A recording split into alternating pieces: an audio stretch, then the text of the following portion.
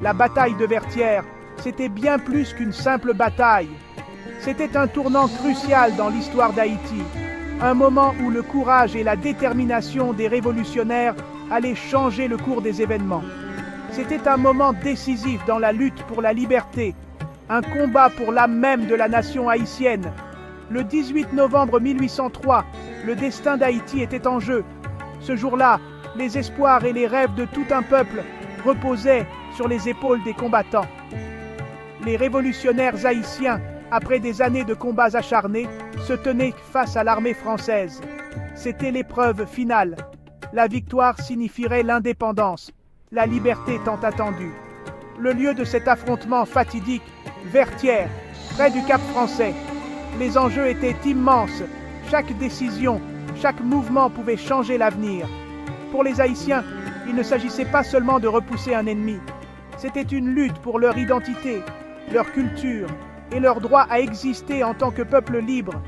Il s'agissait de dignité, d'autodétermination.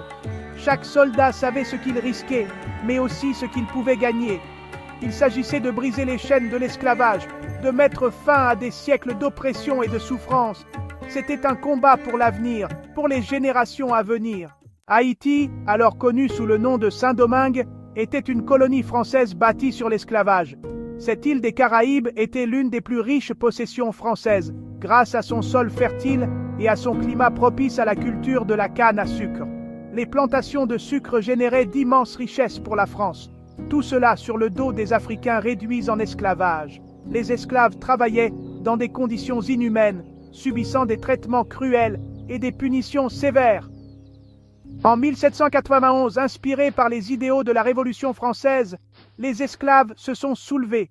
Ils ont pris les armes, déterminés à briser leurs chaînes et à obtenir leur liberté.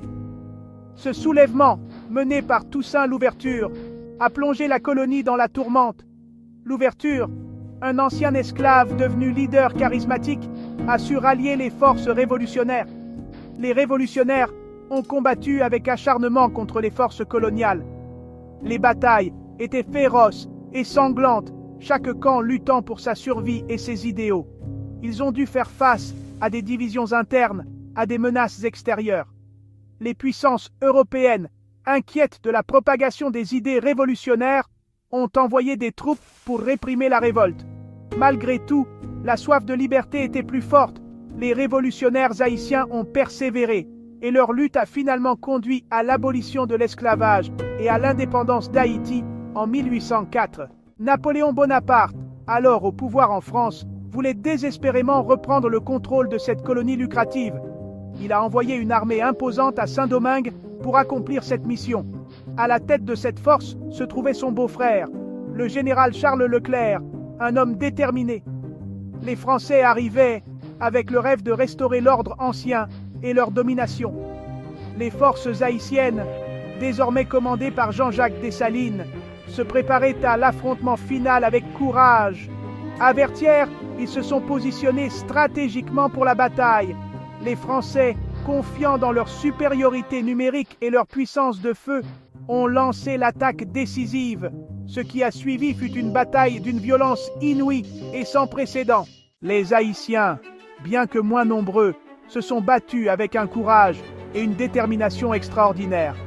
Ils connaissaient le terrain, ils avaient la volonté et ils se battaient pour quelque chose de bien plus grand qu'eux-mêmes. Leur lutte n'était pas seulement pour la liberté individuelle, mais pour l'avenir de leur nation entière. Après des heures de combats intenses, où chaque minute semblait une éternité, les Français ont été vaincus. Cette victoire n'était pas seulement militaire, mais aussi symbolique. La victoire à Vertières a marqué le chapitre final de la lutte d'Haïti pour l'indépendance. Elle a scellé le destin d'une nation libre. Elle a envoyé un message puissant au monde entier, un message d'espoir et de résilience. Les peuples réduits en esclavage pouvaient se soulever et réclamer leur liberté. Ce fut un tournant dans l'histoire mondiale. La révolution haïtienne, avec Vertières comme point culminant, a inspiré d'autres mouvements de libération à travers le monde. Elle reste un témoignage de la force indomptable de ceux qui se battent pour la liberté et l'égalité. Aujourd'hui encore, Vertières symbolise la lutte incessante pour la justice et la dignité humaine.